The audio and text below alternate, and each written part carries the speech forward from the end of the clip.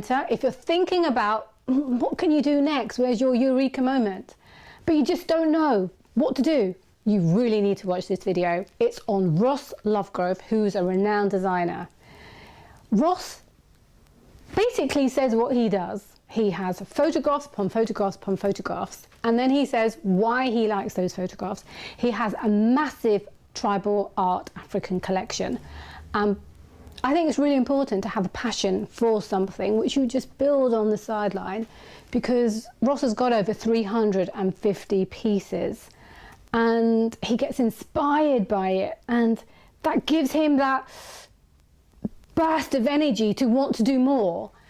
Also, what I found really interesting is the way he thinks. He doesn't want to produce what everybody else has produced. He wants to be an innovator. He is an innovator. So I hope you enjoy this video and that it motivates you and inspires you and gives you the spark, the know-how to want to do it yourself. So thank you for watching. Yeah, it's how I live. I mean, I take photographs of things and I have a life, you know, and I think it's important to show that it's not, you know, I am not a chair, you know, I mean, I am me, you are you, you know, so you get this stamp of, you know, being a designer, and you get known through the things that you do. But after a while, I don't think that's very interesting. Be successful just delivering what people expect of me, or I try to run a studio where we have an interesting dialogue and we break our own barriers or outer perceptions. I think that's really important, because I want to be honest. I don't want to be giving an illusion that life is perfect, because it's not. It's really not. And if you need some resistance in your life, you need problems. Otherwise, you become a mulch. You need walls that you need to get through. And whether that's the financing of a studio, or trying to get a client, or looking after, you know, a project, you know, I'm not easy. I'm not easy, because I don't want to do kind of banal things. I deliberately set up boundaries which are way beyond what's expected of me. If I played the white and organic game, I could, you know, be on the beach now. But it's not like that. The work we're doing in the studio is always innovative. It is, and you know, I don't think people who innovate get enough credit. I don't. It's hard work. It's risk-taking. It's very risk-taking, and but I wouldn't have it any other way. There's a personal side, you know. There's things that motivate you. Take a risk. Take a risk in showing design as something beyond what we know, more as a cerebral process, something which is very correlated and convergent with art and technology. I like to draw. I've talked about this. About 35 of those books, and they're made for me in north of Venice. They're really beautiful in leather, and when they arrive, they're so beautiful. Out of utter respect for the book, I make sure my handwriting is beautiful, and I draw beautifully because of the book. If it's a sheet of paper out of the fax machine, I don't give a bleep. And their drawings are terrible. This is an African artist, and I collect indigenous African only tribal art. I have a huge collection of probably 350 objects. I just launched a portfolio at Sotheby's called 77, which is of 77 of my African shields, which I have. I've been collecting for 30 years. They are amazing. Look at that detail. I mean, that you know, I do modern things, but when I see things like that, my skin moves. This is how we would work on a project. This is how we would lay out the design of the show at the Pompidou, for example. And in doing that, I discovered a kind of a new graphic way in the studio of how to present something, which is to ourselves, which is very fresh and graphic. And it's not overly rendered. You see that? It's not overly done, because you don't get anything from that. Yeah. So by pushing it all back, you get the blue of the Pompidou, which tells you it's the Pompidou, but the gold, which is a cocoon that we built for Parasol, it really comes forward. No, this is, I work with Alcantara, Italian company that make, it's an artificial material. It's an alternative to animal-based products. It's used in automotive and in fashion. Beautiful coats and for Prada, but car seats mainly. It's almost CO2-free, recyclable. You use vegetable dyes. It's an amazing material.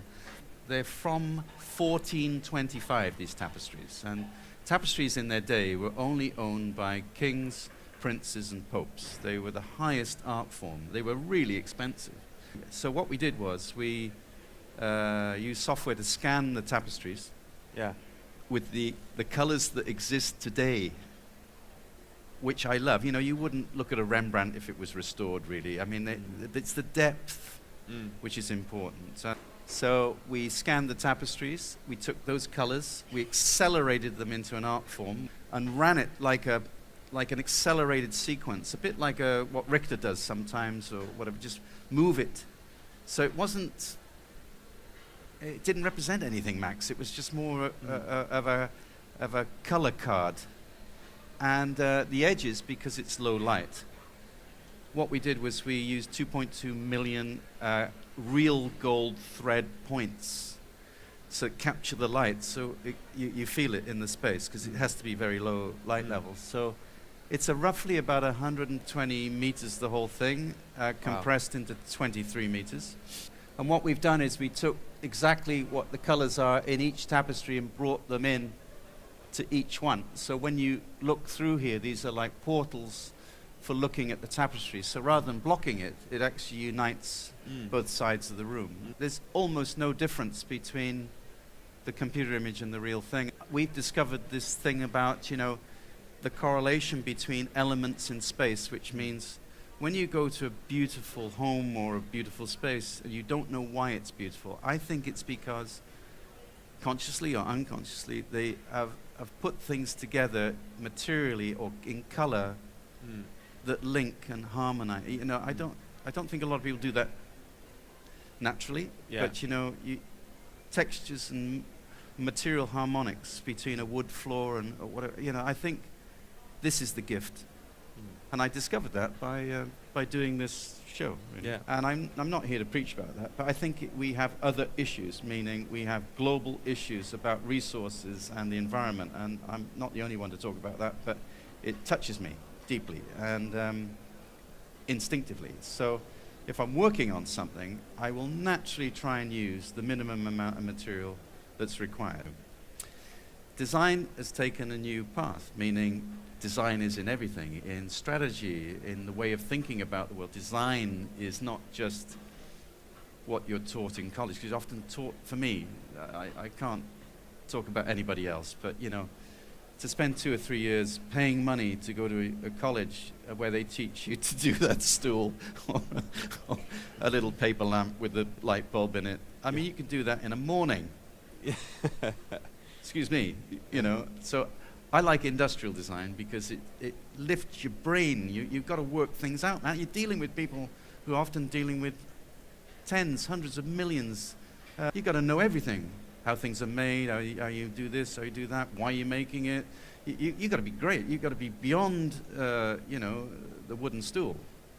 So I always promote industrial design as the core of three-dimensional design, because you learn how to make things, and then you can go and make buildings, or, you know, and you can learn the philosophy of it. But you don't often get that education in a school of design. You're told to do very soft things which don't take us anywhere.